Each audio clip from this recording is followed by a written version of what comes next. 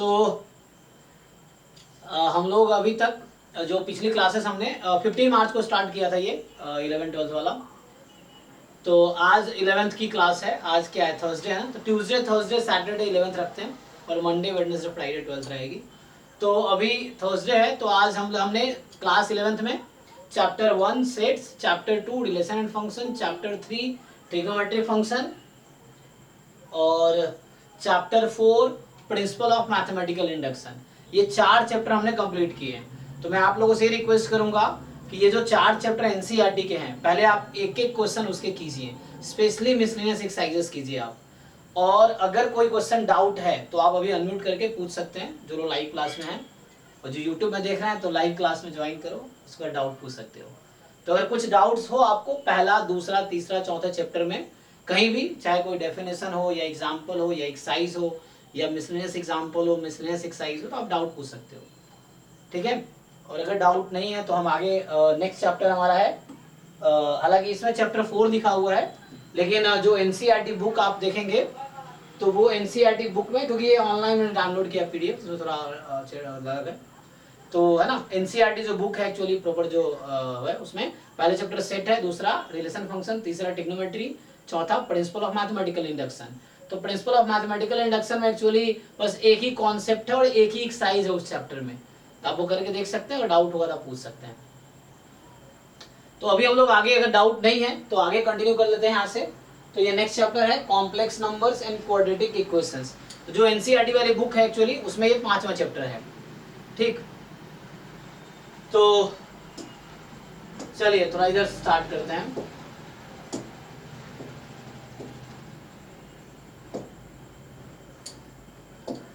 तो इसका नाम है, ठीक है ना, सो कॉम्प्लेक्स नंबर्स। तो देखो कॉम्प्लेक्स नंबर क्लास 11th में आया, तो इससे पहले आप लोग जो नंबर सिस्टम आप लोग पढ़ते हैं, तो नंबर सिस्टम में आप लोग ऑलरेडी जानते हैं कि क्या क्या आता है। जैसे आप लोगों ने पढ़ रखा है कि नेचुरल नंबर्स हो गए, है ना, नेचुरल नंबर्स हैं, जैसे इंटीजर्स हैं या होल नंबर ले लो, सो होल नंबर्स हैं, इंटीजर्स है, और जैसे हो गया है ना, नेचुरल नंबर हो गया, whole number, integers, rational number,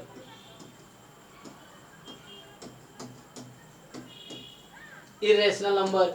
इन सब के बारे में हमने चैप्टर 1 जब स्टार्ट कर रहे थे सेट्स तब डिस्कस किया था, ठीक है। तो इरेशनल नंबर्स है, फिर रियल नंबर्स हैं, ठीक है ना। तो इसमें क्या रिलेशन है एक्चुअली, कि आप लोग जानते हैं कि नेचुरल नंबर्स क्या है, counting numbers are natural numbers, 1 2 3 4 5 6 so on, they are natural numbers. Whole numbers क्या है, जीरो को इंक्लूड करके, आप लोग जानते हैं ना, 0 1 2 3 4 5 एंड सो ऑन, पता है ना सबको। एंड सो नेक्स्ट जो आता है इंटीजर्स। तो इंटीजर्स में क्या क्या आते हैं, नंबर के पहले प्लस या माइनस लगा दी। हाँ, तो 1 2 3 4 5, फिर उसके नेगेटिव -1 -2 -3 -4 एंड 0 भी इंक्लूड करके। तो इंटीजर के 3 पार्ट है। पॉजिटिव इंटीजर में 1 2 3 4 5 जो कि नेचुरल नंबर होता है। जब आप पॉजिटिव इंटीजर बोलते हैं तो वो नेचुरल नंबर ही है एक्चुअली। नेगेटिव इंटीजर बोलते हैं तो -1 -2 -3 -4 एंड सो ऑन। 0 ना तो पॉजिटिव है ना ही नेगेटिव है, तो जब आप पॉजिटिव इंटीजर बोलते हैं 0 नहीं आएगा उसमें। जब आप नेगेटिव इंटीजर बोलते हैं 0 नहीं आएगा उसमें। 0 ना तो पॉजिटिव है ना ही नेगेटिव है, ये नॉन नेगेटिव नॉन पॉजिटिव है ना। लेकिन आप जब बोलते हैं नॉन नेगेटिव इंटीजर्स तो उसमें फिर 0 भी आ जाएगा और पॉजिटिव भी आ जाएगा। जब बोलते हैं नॉन पॉजिटिव इंटीजर्स तो 0 भी आ जाएगा और नेगेटिव भी आ जाएगा। तो ये तो इंटीजर हो गया। फिर रेशनल नंबर आप जानते ही हैं कि P/Q के फॉर्म में हो, PQ इंटीजर्स होने चाहिए, मतलब जिस नंबर को आप इस फॉर्म में लिख सकते हैं। If you can write this number as P/Q where PQ are integers and Q is non-zero. And then irrational numbers, a number which cannot be written in the form of P/Q where PQ are integers, Q is non-zero. So like या दूसरा form भी था कि if you write into decimal form, so rational number के decimal form क्या होंगे, terminating होंगे, मतलब एक पॉइंट पे जाके खत्म हो जाएगा, टर्मिनेटिंग होंगे, या अगर नॉन टर्मिनेटिंग हुए तो रिपीटिंग होंगे, जैसे 1/3 है तो 0.3 का बार आ जाता है, 3 रिपीट हो रहा है। तो रेशनल नंबर क्या होता है जिसका डेसिमल फॉर्म या तो टर्मिनेटिंग है, टर्मिनेटिंग क्या होता है जैसे 1/2 डिवाइड किया 0.5, 5 के बाद कुछ नहीं है, जीरो है, मतलब टर्मिनेट कर गया, एक पॉइंट के बाद रिमाइंडर जीरो हो जाता है। सो रेशनल वो होते हैं। इरेशनल क्या है जिसका decimal expansion non terminating non recurring, मतलब कहीं एंड भी नहीं करेगा एंड रिपीट भी नहीं कर रहा, you can not guess any pattern. कोई जैसे पाई हो गया 3.14 हम लोग अप्रॉक्स बोलते हैं, लेकिन 3 पॉइंट के बाद इनफाइनाइट डेसिमल डिजिट है, कभी खत्म नहीं होता है। ऐसे ही √2 है, तो √2 की वैल्यू क्या होती है कि आप जानते हैं 1 पॉइंट कितना होता है 414। तो आप ये जानते हैं प्रॉक्स 414 है, लेकिन आगे इनफाइनाइट डिजिट्स हैं, प्रॉक्स ये हम लेते हैं, या ई एक आएगा, आइलर नंबर आएगा 2.718। तो ये सब इरेशनल नंबर्स हैं जिसका डेफिनेशन ये हो गया, इसका decimal form non terminating non recurring होंगे। अब आता है रियल नंबर। तो रियल क्या है, रेशनल इरेशनल इंक्लूड होकर रियल नंबर बनता है।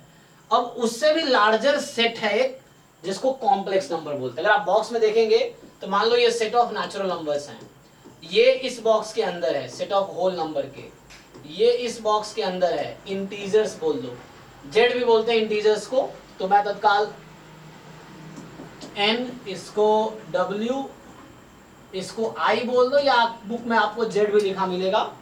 रेशनल को क्यू, इसको क्यू डैश, इसको आर, नोटेशंस हैं, तो ये आई बोल दिया, ये क्यू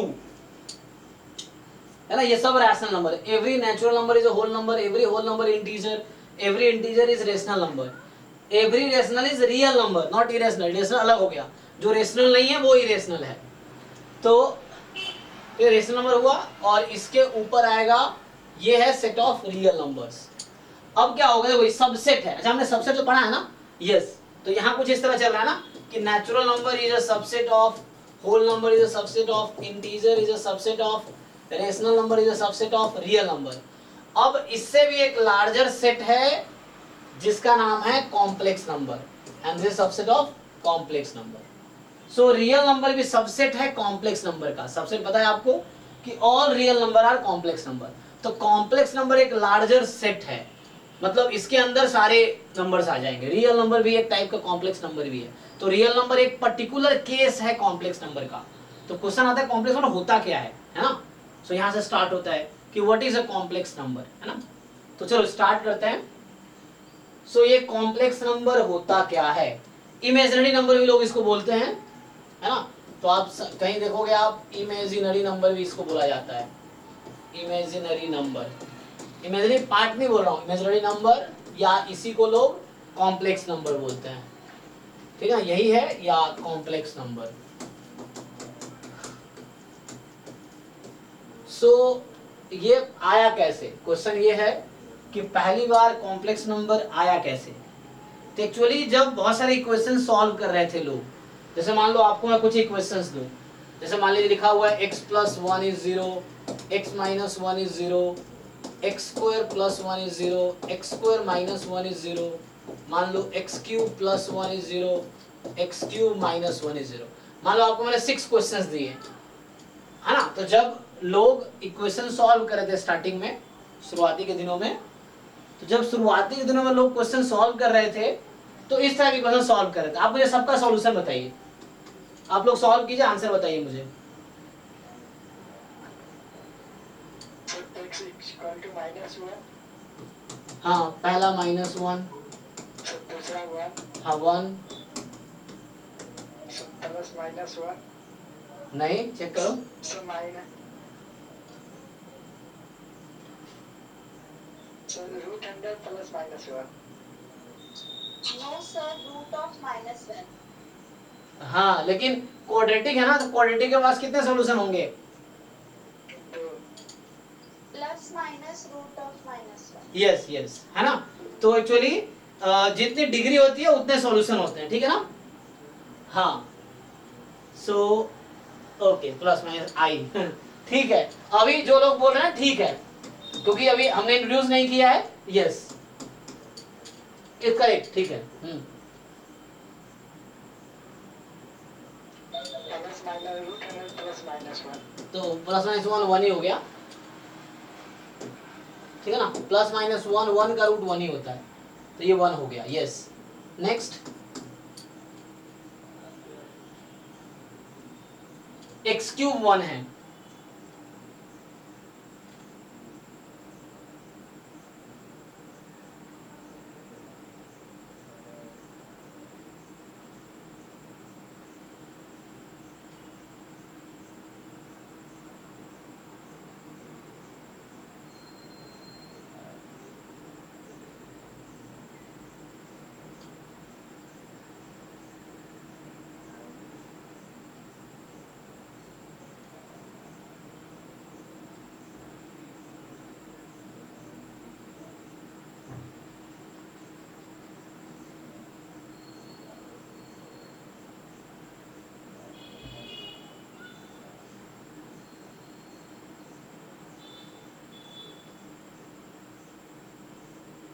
हाँ नेक्स्ट एक्स क्यूब बराबर 1 में क्या आएगा आंसर?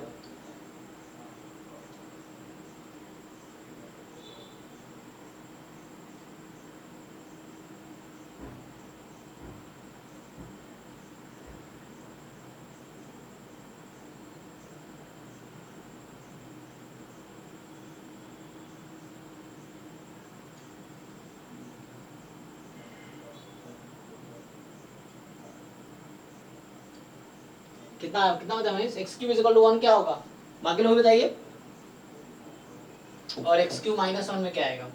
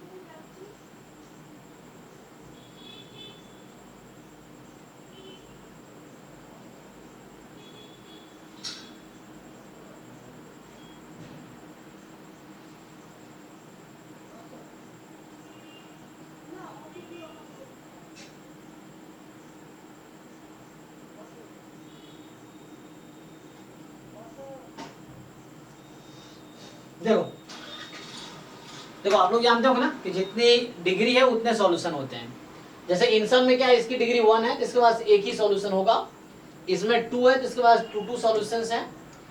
यहाँ 3 है तो यहाँ 3 सॉल्यूशन आएंगे। तो अगर आप सॉल्व करेंगे ना, मान लो अगर हम सॉल्व करते हैं, जैसे एक्स क्यूब 1 है, एक्स क्यूब है ना, इस तरह से, तो एक फॉर्मूला आता है, हालांकि फैक्टराइजेशन हम लगा सकते हैं यहाँ पे। देखो अगर मैं सॉल्व करूँ जरा समझिए, तो जैसे ये एक्स क्यूब प्लस 1 बराबर 0 है, तो इसको मैं लिख सकता हूँ एक्स क्यूब प्लस 1 क्यूब बराबर 0। और a cube plus b cube का फॉर्मूला होता है, क्या होता है?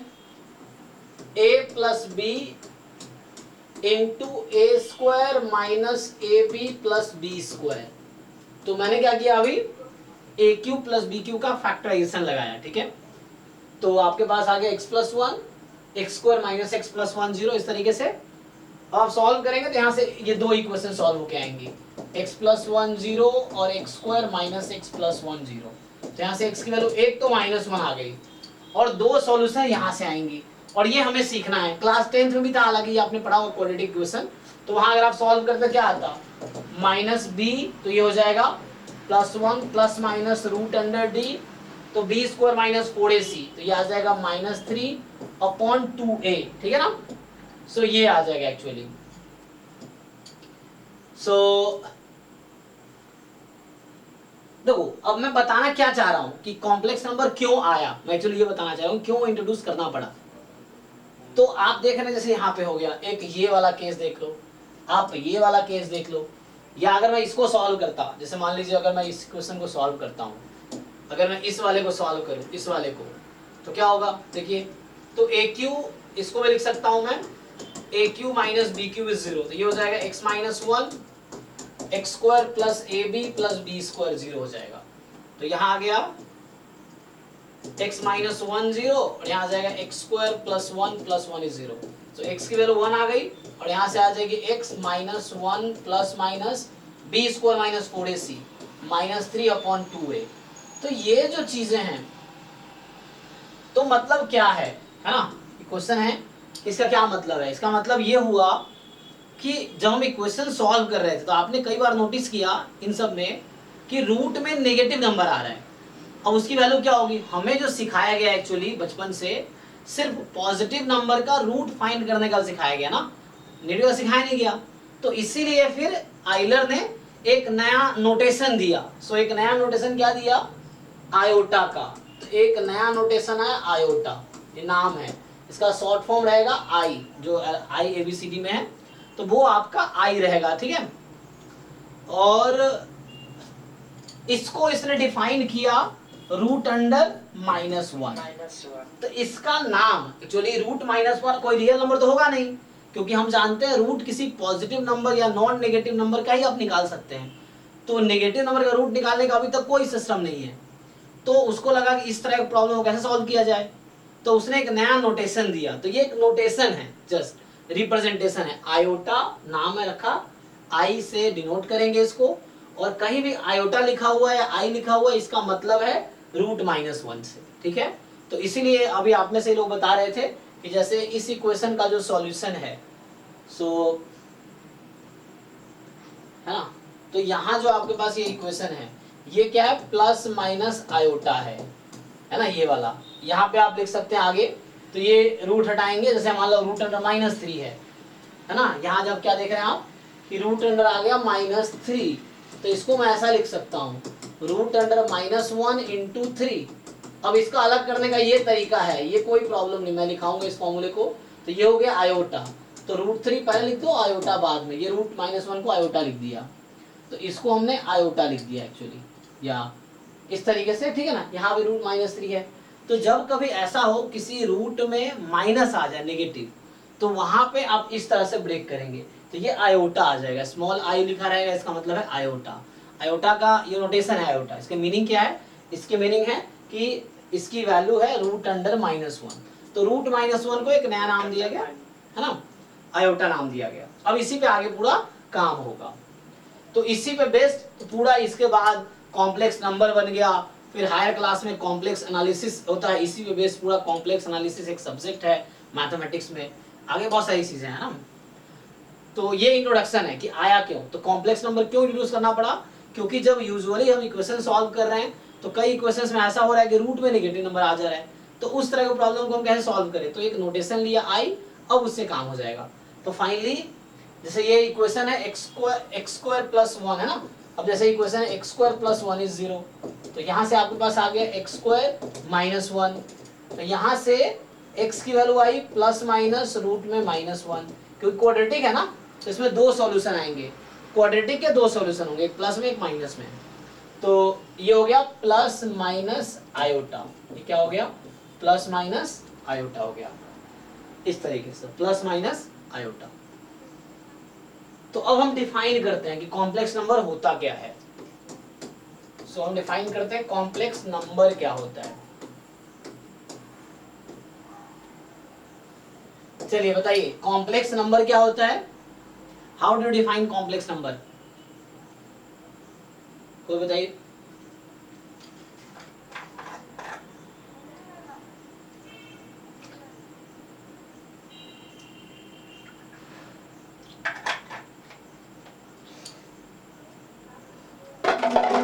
कैसे डिफाइन करते? डिफाइन नहीं कर पाते। बताइए डिफाइन कर पाएंगे कि नहीं?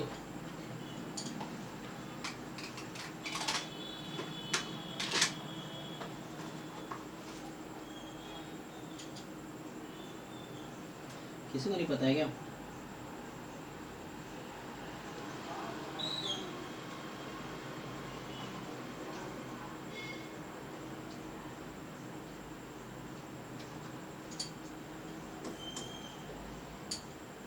हाँ जी मनीष, आपको भी पता? अच्छा बता रहा भाई। ओके ओके ठीक है, चैट में इन्होंने बता रखा है। तो क्या होगा? Simple,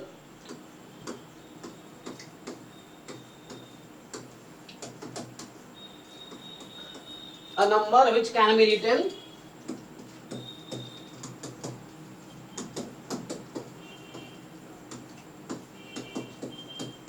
a plus iota b, where a कोई रियल नंबर है, हो यहाँ पे a कोई रियल नंबर होगा, b कोई रियल नंबर होगा, एंड आयोटा का मीनिंग वही है। आयोटा का मीनिंग क्या है? Root under -1 actually. तो इस तरीके से, सो आयोटा का मीनिंग ये है। वी डिनोटेड बाय, तो हम इसको डिनोट करेंगे कैपिटल जेड, इसको हम कैपिटल जेड से। इसका मतलब क्या हो गया? दैट इज जो भी कॉम्प्लेक्स नंबर हम ऐसा लिखेंगे a plus iota b, complex number को इससे डिनोट करेंगे। जहां a कोई रियल नंबर है, क्या लिखा रहेगा? a कोई रियल नंबर है, b कोई रियल नंबर है, और आयोटा कहीं भी रहेगा तो उसका मतलब होगा रूट अंडर -1। तो आयोटा का मतलब होगा रूट अंडर -1, इस तरीके से। ठीक है, अब तो ये तो हो गया डेफिनेशन, सिंपल डेफिनेशन आपको याद होना चाहिए किसी का। तो कॉम्प्लेक्स नंबर क्या होगा? जिसको हम a प्लस आयोटा b के फॉर्म में लिख सकते हैं, वो कॉम्प्लेक्स नंबर है। अब इसी में क्या होता है कि जैसे मान लीजिए आपने लिखा कि z बराबर है a प्लस आयोटा b, है ना? सो ये बराबर क्या है? a plus iota b। अब इसी में अगर ऐसा हुआ, देखो a जो है ना, तो हम इस a को बोलते हैं रियल पार्ट। ये जो a है इसको हम बोलते हैं रियल पार्ट ऑफ z, और ये जो b है इसको बोलते हैं इमेजिनरी पार्ट ऑफ z, है ना? इस तरीके से। तो ऐसा शॉर्ट में ऐसा लिखेंगे, a is real part of z, b is imaginary part of z, है ना? इमेजिनरी नंबर नहीं, इमेजिनरी पार्ट बोला है। इमेजिनरी नंबर पूरा है, कॉम्प्लेक्स नंबर को ही कई लोग इमेजिनरी नंबर बोलते हैं। तो ठीक है, so real part, imaginary part. अब आप सोचिए इसमें अगर ऐसा हो कि अगर a की वैल्यू 0 हो जाए, a जो कि क्या है? Real part. सो अगर रियल पार्ट जो z का है वो 0 हो जाए, तो आपका कॉम्प्लेक्स नंबर कैसा दिखेगा, है ना? आप a को 0 रख दो तो आपका कॉम्प्लेक्स नंबर दिखेगा z बराबर, हाँ, जस्ट आयोटा b टाइप का ना। तो ये जस्ट आयोटा b हो गया, तो जस्ट आयोटा b है, इसका मतलब हो गया। तो इसको हम लोग क्या बोलते हैं? तो इस तरह के नंबर को बोलते हैं z is called purely imaginary, है ना?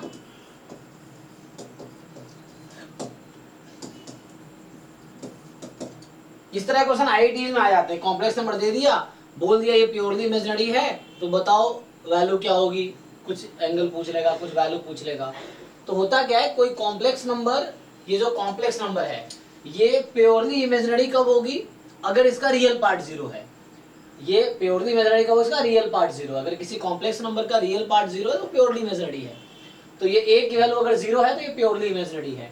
सिमिलरली अगर b 0 हो जाए, मान लो ऐसा हो कि b जो कि इमेजिनरी पार्ट है, अगर वो 0 हो गया मान लो, तो अगर ये वाला 0 हो गया इसका मतलब है, मान लो पहला पॉइंट, ये दूसरा पॉइंट, तो यहाँ b को 0 रख दो। z किसके इक्वल है? तो z जस्ट a के इक्वल आ जाएगा, है ना? सो z है जस्ट a के इक्वल आ जाएगा। अब a तो रियल नंबर था, तो यहाँ से क्या पता चल रहा है? कि Yes, sir. रियल नंबर के इक्वल हो गए एक्चुअली। तो हर रियल नंबर कॉम्प्लेक्स नंबर है, यहाँ देख सकते हो आप कि मतलब रियल नंबर को भी, क्योंकि हर रियल नंबर में क्या हो रहा है, इमेजिनरी पार्ट जीरो है एक्चुअली, है ना। जो भी रियल नंबर है उसके इमेजिनरी पार्ट जीरो है, तो हर रियल नंबर एक कॉम्प्लेक्स नंबर ही है जिसका इमेजिनरी पार्ट जीरो है। तो इस तरह का नंबर को कहते हैं। तो अगर ऐसा हो जाए तो हम बोलेंगे this is called purely real, this is called purely real. मैं फिर से शॉर्ट में लिख देता हूं, देखो तो मैंने क्या बोला है कि z बराबर a प्लस आयोटा b होता है, ठीक है। अगर a 0 हुआ तो z बराबर आयोटा b रहेगा, और इसको बोलेंगे ये है प्योरली इमेजिनरी, प्योरली इमेजिनरी। अगर b बराबर 0 हुआ तो z की वैल्यू a के इक्वल है, और इसको बोलेंगे प्योरली रियल, इस तरीके से, ठीक है। तो ये मैंने बताया। तो इस पे क्वेश्चंस भी है, अभी देखेंगे हम लोग, बस आप समझ लीजिए क्या होता है। अभी देखा हमने कॉम्प्लेक्स नंबर क्यों आया, कॉम्प्लेक्स नंबर क्या होता है, डेफिनेशन क्या है, और कॉम्प्लेक्स नंबर में अगर रियल पार्ट जीरो है तो उसको प्योरली इमेजिनरी बोलेंगे, इमेजिनरी पार्ट जीरो है तो प्योरली रियल बोलेंगे, ठीक है। तो ये तो हो गया बेसिक इंट्रोडक्शन। बुक्स में क्या है, एक बार बुक्स में देख लेते हैं अभी क्या क्या दिया है इन लोगों ने। सो आइए सर इसको समझते हैं। हमने देखा क्या ना, बस यही देखा है रियल कॉम्प्लेक्स नंबर आया कैसे, मतलब क्यों जरूरत पड़ी, फिर डेफिनेशन क्या है, प्योरली रियल प्योरली क्या है। तो देखते हैं इसमें क्या दिया इन लोगों ने। सो चलिए, तो ये चैप्टर का नाम है complex number and quadratic equations. चलिए, सो यहाँ भी यही स्टार्ट कर रहा है कि ये भी ना यहीं से स्टार्ट किया है कि, है ना, हमने लीनियर इक्वेशन पढ़ा है 1 वेरिएबल में 2 वेरिएबल में। अब अगर मान लो इस इक्वेशन को सॉल्व करना है ना, x² + 1 = 0 को सॉल्व करना है, तो मुझे उसके लिए इस तरह के इक्वेशन को सॉल्व करना पड़ेगा। और हमने ये सीखा है कि square of every real number is not negative. तो ये कह रहा है कि so we need to extend the real number system to a larger system so that we can find the solution of equation this. अब बोल रहा अभी तक तुम सिर्फ रियल नंबर तक जानते हो, अब उसको एक्सटेंड कर रहे हैं हम लोग सिस्टम को, तो वो कॉम्प्लेक्स नंबर का सिस्टम बनेगा ताकि ये इक्वेशन सॉल्व हो सके। यही बता रहा है ये। तो in fact the main objective is to solve the equation ax² + bx + c is quadratic equation. तो आपने क्लास 10th में देखा था ना कि जो डिस्क्रिमिनेंट होता है b² - 4ac, अगर वो लेस देन 0 है तो नो रियल रूट, तो रियल नंबर के अंदर सॉल्यूशन नहीं आया, रियल नंबर के बाहर चला गया सॉल्यूशन, तो वो कॉम्प्लेक्स स्पेस में चला गया एक्चुअली। आप मतलब बोले कॉम्प्लेक्स रियल नंबर, कॉम्प्लेक्स मतलब नंबर सिस्टम में आ गया एक्चुअली, या बोले कॉम्प्लेक्स नंबर जो होगा सॉल्यूशन होगा। तो इसलिए मतलब ये है कि रियल नंबर को एक्सटेंड किया गया, एक नया नंबर सिस्टम बनाया गया, वो कॉम्प्लेक्स नंबर का बना। तो इसको सॉल्व किया जा सके। बाकी अगर डिस्क्रिमिनेंट जब 0 है तो रियल एंड इक्वल रूट होता है, डिस्क्रिमिनेंट पॉजिटिव है तो रियल एंड डिस्टिंक्ट रूट होते हैं, है ना। तो इस तरीके से तो देखो हमें मेनली ये सीखना है कि जब डिस्क्रिमिनेंट नेगेटिव हो तो कैसे सॉल्व करेंगे। तो हमें देखा था कि not possible in the system of real number. तो हमने ये देखा था कि क्वाड्रेटिक में जब डिस्क्रिमिनेंट नेगेटिव है तो रियल रूट एग्जिस्ट नहीं करता है, तो मुझे रियल नंबर सिस्टम को एक्सटेंड करना पड़ा कॉम्प्लेक्स नंबर सिस्टम तक, ताकि इस तरह के इक्वेशन किसी भी केस में सॉल्व हो सके, चाहे डिस्क्रिमिनेंट पॉजिटिव हो, नेगेटिव हो, 0 हो, हमेशा आपको सॉल्यूशन पता हो, चाहे वो सॉल्यूशन रियल हो या कॉम्प्लेक्स नंबर हो। इसलिए एक्सटेंड किया हमने। ओके, तो ये तो हो गया लॉजिक बिहाइंड इंट्रोडक्शन, ठीक है। अब यहाँ से हमने बताया आपको कि देखिए कॉम्प्लेक्स नंबर्स में इसको डिनोट किया सिंबल आई से, है ना, कि √-1 को डिनोट किया सिंबल आई से, आयोटा इसका नाम है। अब यही साहब देखिए I² - 1, क्योंकि आपने आई किसका नाम दिया, √⁻1 का, आपने आयोटा किसका नाम दिया, √-1 का। अगर आप स्क्वायरिंग बोथ साइड करके देखो, आप दोनों तरफ स्क्वायर करके देखो तो क्या होगा, अगर आप दोनों तरफ स्क्वायर करोगे कितना आ जाएगा, -1 ना। तो इसीलिए यहाँ भी स्क्वायर यहाँ भी स्क्वायर, तो स्क्वायर से रूट हटा बस, तो जो आपका आयोटा स्क्वायर है वो -1 हो गया। इसलिए आप देखते होंगे अक्सर ये फॉर्मूला यूज करते हैं हम लोग ना, आयोटा स्क्वायर -1। ऐसा क्यों, क्योंकि √-1 का नाम आयोटा रखा है, तो रूट जब राइट से लेफ्ट में जाएगा तो आयोटा स्क्वायर हो गया, तो आयोटा स्क्वायर -1 हो गया, तो ये अक्सर यूज करेंगे हम। तो ये कहना चाह रहा है कि आयोटा जो है एक सॉल्यूशन है, इसका 2 सॉल्यूशन होंगे इसमें, तो iota is one solution of this ना, क्वाड्रेटिक है, दो सॉल्यूशन होंगे, तो एक प्लस आयोटा एक माइनस आयोटा, तो एक सॉल्यूशन ये है। ओके, तो यहाँ डेफिनेशन लिखा है, देखिए, a number of the form a plus iota b where a b are real numbers is defined to be a complex number. तो ये एग्जांपल है 2 प्लस आयोटा 3, इस तरह से, है ना। तो हमने जब यहाँ पे लिखा है तो यहाँ एग्जांपल ऐड कर सकते हैं हम लोग। तो हमने कहाँ डिफाइन किया था, है ना। जैसे एग्जांपल अगर आप लिखते कि 2 plus 3 iota 2 minus 3 iota minus 2 plus 0 iota, या 0 प्लस 5 आयोटा, या 2/3 प्लस आयोटा बाई 4, है ना। तो ये सब कॉम्प्लेक्स नंबर्स हैं। सो ये इन्होंने लिखा है यहाँ पे। अब ओके, तो ये तो हो गया आपके कॉम्प्लेक्स नंबर क्या है। हाँ, अभी जो मैं बता रहा था वो यहाँ पे लिखा है, देखिए। So for the complex number z बराबर a plus iota b, a को बोलते हैं रियल पार्ट, जिसको re of z, real part of z लिखा जाएगा, एंड b को बोलते हैं इमेजिनरी पार्ट, जिसको im ऑफ z बोला जाएगा। ठीक है, जैसे एग्जांपल है z बराबर 2 प्लस आयोटा 5, तो 2 इसका रियल पार्ट है, 5 इसका इमेजिनरी पार्ट है। ठीक है, तो रियल पार्ट 2 है, इमेजिनरी पार्ट 5 है। ओके, अब समझिए, तो यहाँ पे मैं क्या बोलना चाह रहा है ना, तो ये तो लिखी थी हमने यहाँ से, इसमें क्या होगा कि बोलेगा रियल पार्ट ऑफ z क्या है, तो a है, इमेजिनरी पार्ट ऑफ z क्या है, तो v है एक्चुअली। ओके, अब हाँ, अब आगे क्या देखना है हमें, आगे देखना है, ठीक है ना। जैसे मान लो कोई कॉम्प्लेक्स नंबर आप देख रहे हो, जैसे मैंने लिखा, जैसे मान लो z बराबर है मेरा 4 minus 3 iota, so real part of z कितना होगा 4, and imaginary part of z कितना होगा -3, ठीक है ना। तो ये आपका होगा -3 एक्चुअली। सो आपको ध्यान रखना है कि इमेजिनरी पार्ट आयोटा के जो साथ का नंबर है वो आपका इमेजिनरी पार्ट है, और जो स्टार्टिंग में है वो आपका रियल पार्ट है। तो कॉम्प्लेक्स नंबर में दो पार्ट हो गए, रियल पार्ट, इमेजिनरी पार्ट। अब देखिए, अब आता है इक्वलिटी ऑफ कॉम्प्लेक्स नंबर। अगर मैं बात करूं इक्वलिटी ऑफ कॉम्प्लेक्स नंबर,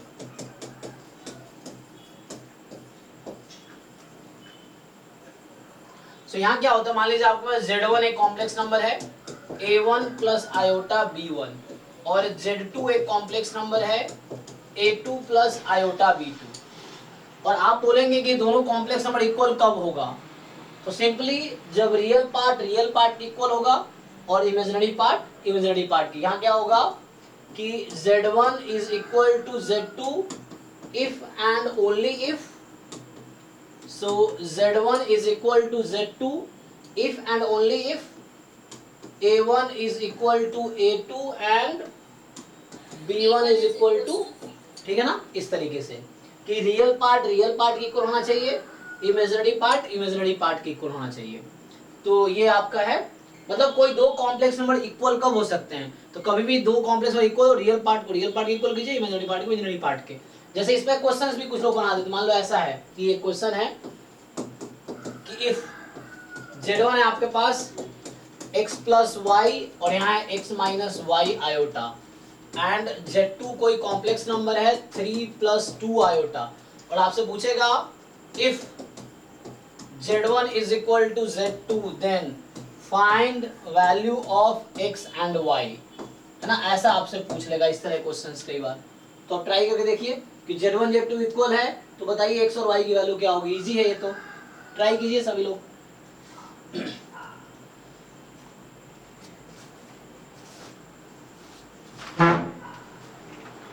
ये लो, हमने दवाई खाओ, एक डिफरेंस था ना, लिए थे कि नहीं, क्या लिया था, क्या खाओगे, इतना मीठा तो मैं खाता नहीं, लेना ये समोसा खा लेगा, नहीं यार अभी खाया ओके, चलो थैंक यू।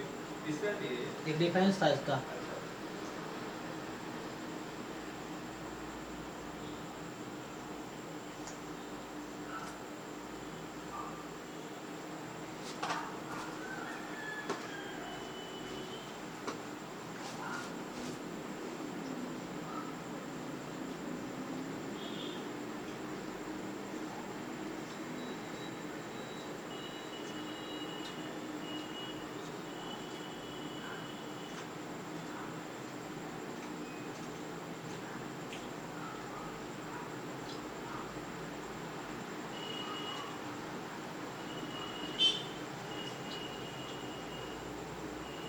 आया आंसर कि नहीं? आ गया होगा। हाँ सर, फ्रैक्शन में आ रहा है। ओके, क्या आया? Sir x is equals to 5/2 and y is equals to 1/2। Okay, ठीक है। यहाँ से तो x प्लस वाई 3 है यस सर। और x माइनस वाई 2 है, दोनों को सॉल्व कर लीजिए, आ जाएगा। ओके, तो इस तरह क्वेश्चन यहाँ भी मिलेंगे आपको। जैसे देखिए यहाँ पे होगा, तो ये कह रहा है 2 कॉम्प्लेक्स नंबर z1 जो कि a प्लस आयोटा b है, z2 जो कि c प्लस आयोटा d है। कह रहा है दोनों इक्वल होगा इफ, यहाँ सिर्फ इफ लिखा लेकिन इफ एंड ओनली चल जाएगा, a बराबर c b बराबर d होगा। ओके, तो ये इक्वलिटी को डिफाइन करा, दोनों इक्वल कब है? तो real part equal to real part, imaginary part equal to imaginary part. Okay, जैसे ये क्वेश्चन है वैसे जैसे मैंने लिखा ना वैसे इन्होंने भी लिख रखा है। तो 4x plus iota 3x minus Y बराबर 3 प्लस आयोटा माइनस 6, ये तो आप कर ही लेंगे सॉल्व, है ना। Real part equal to real part, imaginary part equal to imaginary part, इससे आ जाएगा। ठीक है, तो इसको आप सॉल्व कर लेंगे ना, आंसर आपका भी यही आएगा। एग्जाम्पल है, तो आप घर पे सब लोग खुद से जो भी चैप्टर हो गए, 4 चैप्टर हो गए, 5वां चल रहा है, तो आप हर चैप्टर के एग्जाम्पल्स भी करो, एक्सरसाइज भी करो, मिसलेनियस भी जरूर करना, एग्जाम्पल मिसलेनियस एक्सरसाइज। डाउट कहीं भी हो तो पहले डाउट पूछो आप 1 2 3 4 चैप्टर में। चलो, अभी तो 9 बजे मेरी दूसरी क्लास है, 9 से 11, तो आज हमने ज्यादा कुछ नहीं किया, तो अगली क्लास में यहाँ से स्टार्ट करते हैं, ठीक है ना।